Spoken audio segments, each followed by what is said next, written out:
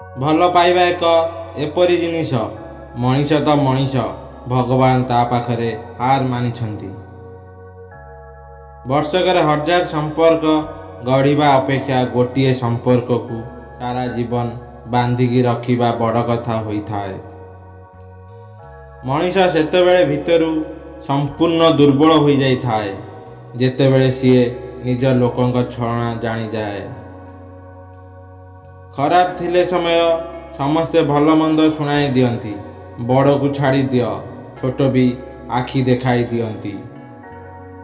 ସମ୍ପର୍କ ହୃଦୟରୁ ହୋଇଥାଏ, ଅଧିକ କଥାରେ ନୁହେଁ, କାରଣ କିଛି ସମ୍ପର୍କ ଅଧିକ କଥାରେ ଭାଙ୍ଗିଯାଏ, ଆଉ କିଛି ସମ୍ପର୍କ କିଛି ନ କହି ମଧ୍ୟ ଅତି ନିଜର ହୋଇଯାଇଥାଏ। ଭଲ ହୋଇଥାଏ ସେହି ସମ୍ପର୍କ ଭାଙ୍ଗିଯିବା ଯେଉଁ ସମ୍ପର୍କ ପାଇଁ ଆପଣଙ୍କୁ ବାରମ୍ବାର ଭିତରୁ ଭାଙ୍ଗିବାକୁ ପଡ଼ୁଛି। ଏମିତି ମଣିଷଠାରୁ ଦୂରେଇ ରହିବା ଭଲ, ଯିଏ କର୍ମକ୍ଷେତ୍ରରେ ତ ସାହାଯ୍ୟ କରନ୍ତି ନାହିଁ, କିନ୍ତୁ କେବେ ହାରିଗଲେ ମନ ଇଚ୍ଛା ଉପଦେଶ ଦିଅନ୍ତି। ଛୁଞ୍ଚି ମୁନ ଉପରେ କିଛି ସମ୍ପର୍କ ସାବଧାନ ହୋଇ ରହିଥାଏ। ଟିକିଏ ଭୁଲ ଭାଲ ହୋଇ ଦେଖିଲେ କୁଆଡ଼େ ଚାଲିଯିବେ, ଆଉ ଠିକଣା ବି ମିଳିବନି।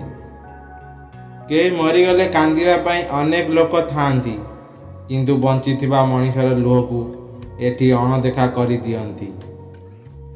ବୟସ କେତେ ବି ହେଇଥାଉ, ଜୀବନରେ ସର୍ବଦା କିଛି ନା କିଛି ନୂଆ ଶିକ୍ଷା ଦେଇ ଚାଲିଥାଏ।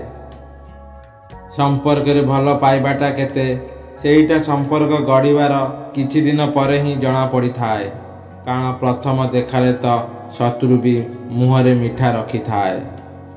ଯଦି ଖୁସିରେ ରହିବାକୁ ଚାହୁଁଛ, ତାହେଲେ ଏହି 7ଟି ଜିନିଷ ଶିଖ। ପ୍ରଥମ, ନିଜ କାମ ନିଜେ କର, କେବେ କାହା ଉପରେ ନିର୍ଭର ରୁହ ନାହିଁ। ଦ୍ୱିତୀୟ, ଅନ୍ୟ ସହ ନିଜକୁ ତୁଳନା କର ନାହିଁ। ତୃତୀୟ, ଆଜି କର, କାଲିକୁ ଟାଳ ନାହିଁ। ଚତୁର୍ଥ, ଅତୀତର ଦୁଃଖକୁ ଭୁଲିଯାଅ।